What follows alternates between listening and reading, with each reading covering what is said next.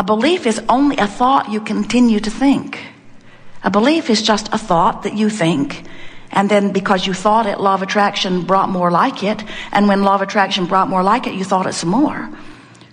When you come to realize that you have the ability to turn your attention to what you want and predominantly activate that vibration, then you begin to understand that beliefs are not what they are cracked up to be in your society of hypocritical truth-telling. We say hypocritical because almost every time somebody says to tell you the truth, they're not.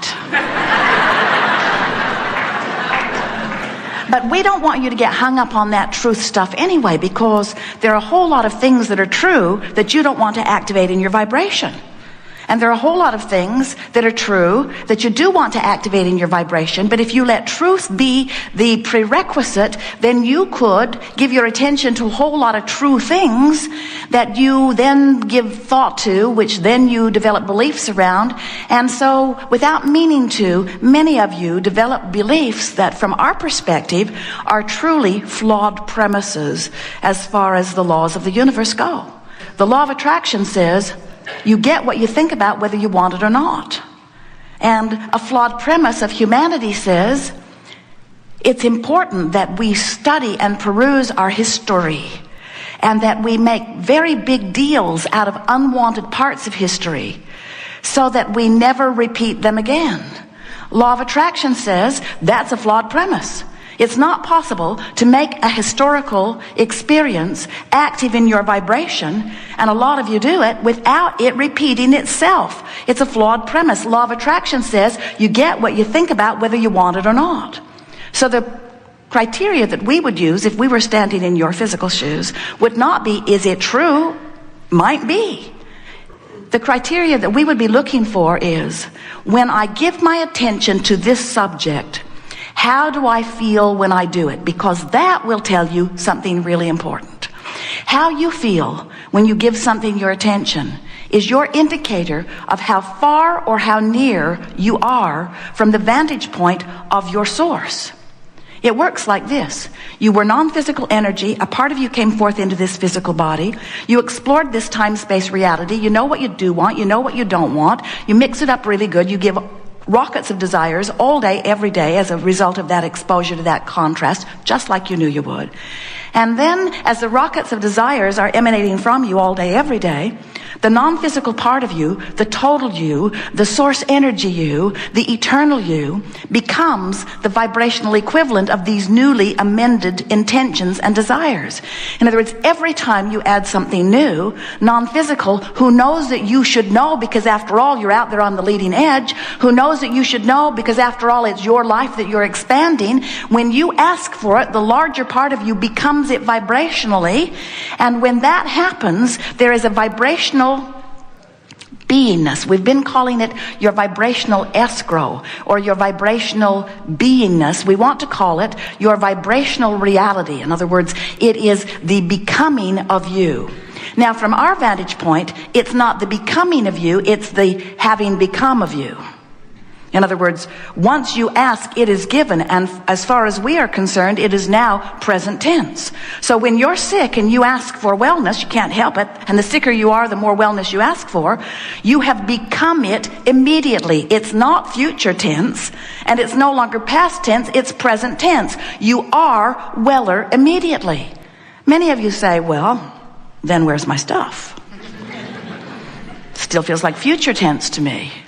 And we say, when you remember, and it is something you will remember because it is something that you know, everything that you see in physical formation, everything that you call manifestation, everything that is actualized, all this knock-on wood stuff that you can see and smell and hear and taste and touch, all this stuff was preceded by a vibrational reality.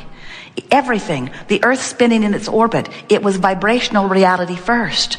And because thinkers thought upon it longer, when enough thinkers thought upon it, it began to take form enough that other thinkers could then experience the participation of it in manifested form.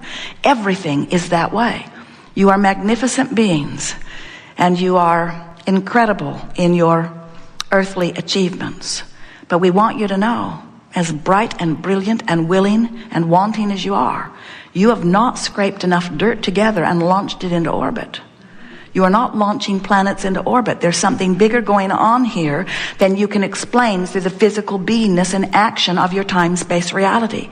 So we want you to understand that when we talk about this vibrational reality, and we'll be talking about it all day long here today because it is a point of reference, it is one point of vibrational reality that the other part of you in your physical form is playing off of all day, every day. The reason you feel the emotions that you feel is because of the existence of this vibrational reality.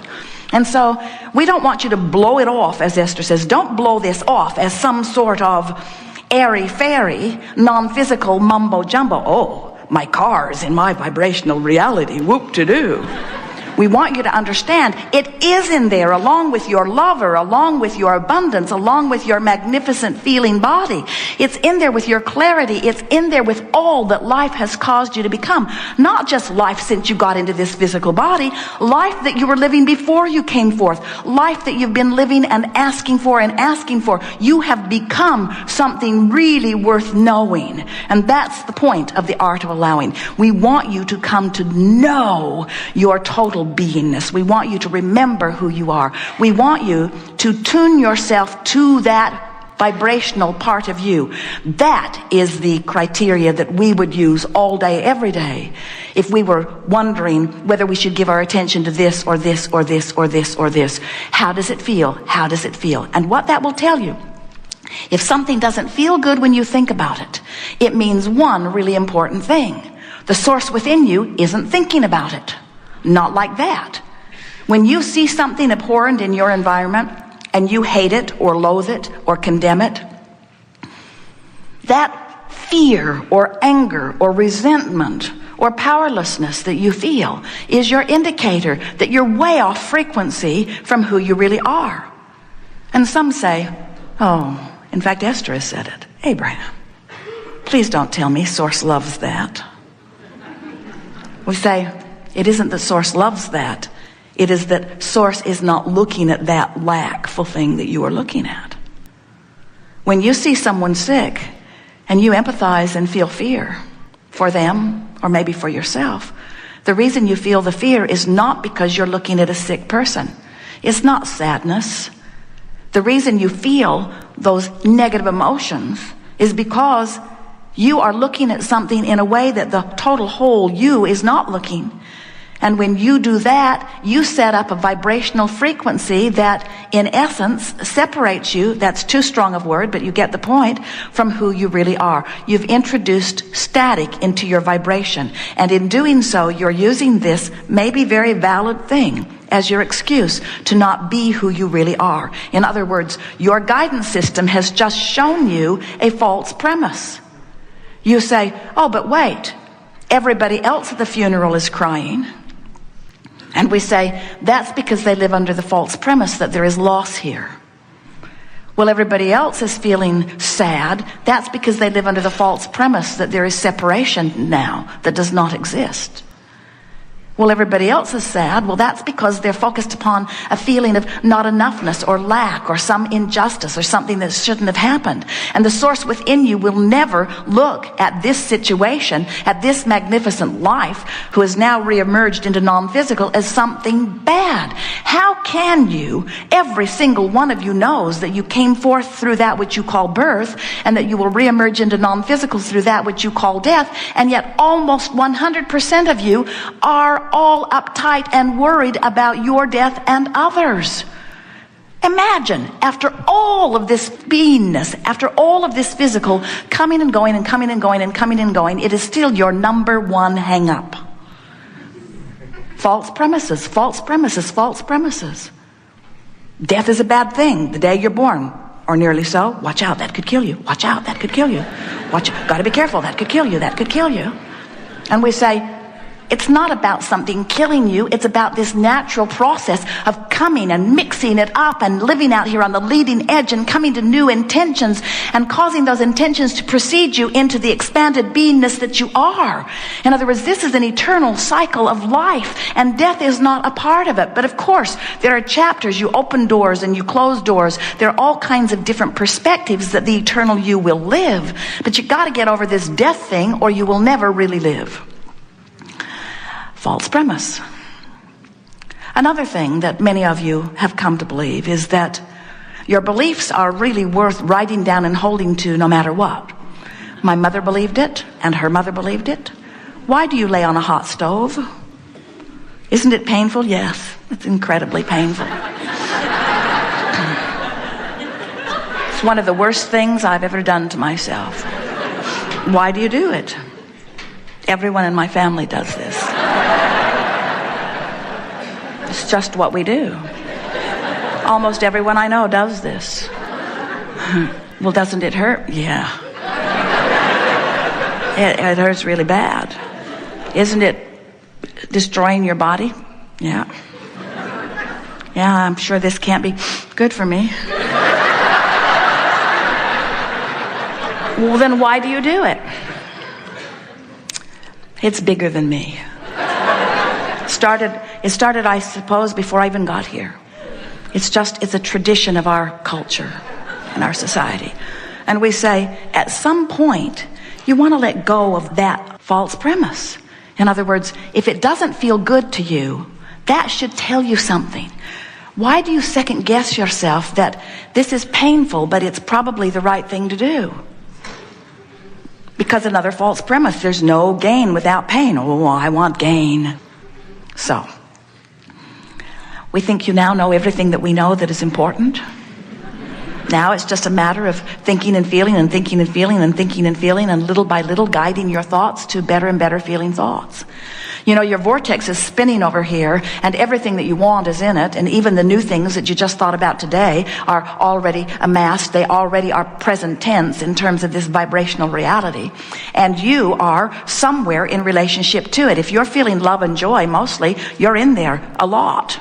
If you're hopeful, you're on the verge of it, and you're getting evidence that it exists, and so you're jumping in and out, jumping in and out, jumping in and out. Hopeful is really a lovely place to be. When you are in a vibration of hopefulness, you have access to a lot that's already in there.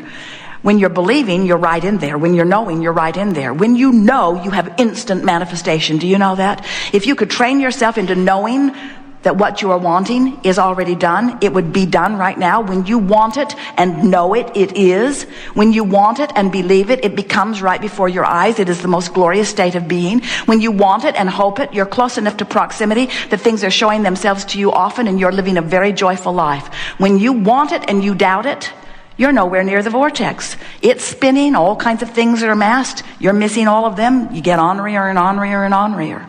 So the art of allowing is about you consciously tending to the gap between where you stand and this vortex. And everything that we offer you, every word we've ever offered, every book we've ever written, every process in every book, everything that we have ever spoken to you has been toward you finding a way of getting in that vortex, being who you really are. That's where life is. When you're in there, you are in love. When you're in there, you are love. When you're in there, you're tuned in, tapped in, turned on. When you're in there, you feel passion and enthusiasm and interest for things. When you're in there, a feeling of satisfaction is yours. When you're in there, you are intoxicating to others. When you're in there, people who are around you are uplifted by your very presence. When you're in there, the best ideas occur to you. When you're in there, life is full and fast and fun. It's like being on the surfboard on that magnificent wave, and it's an eternal, never-ending run. You see, when you're in there, that's the way you intended to live life. And when you croak, that's where you'll be. Meantime, you can get in there if you want to be. And we hope that just by the feeling of what being in there is about, you can feel that not being in there is equally not pleasant. When you really know what you don't want, you ask proportionally for what you do want. In other words, your emotions are all about this mixture. Satisfying. What do you want to talk about? Did you come to talk about some things? Yes? Just a few. We're going to have a very good time. You will notice a perfect unfolding. You also have to know that this meeting already gathered and it's already in the vortex. In other words, it will be a very wonderful unfolding. Begin right here. Yes.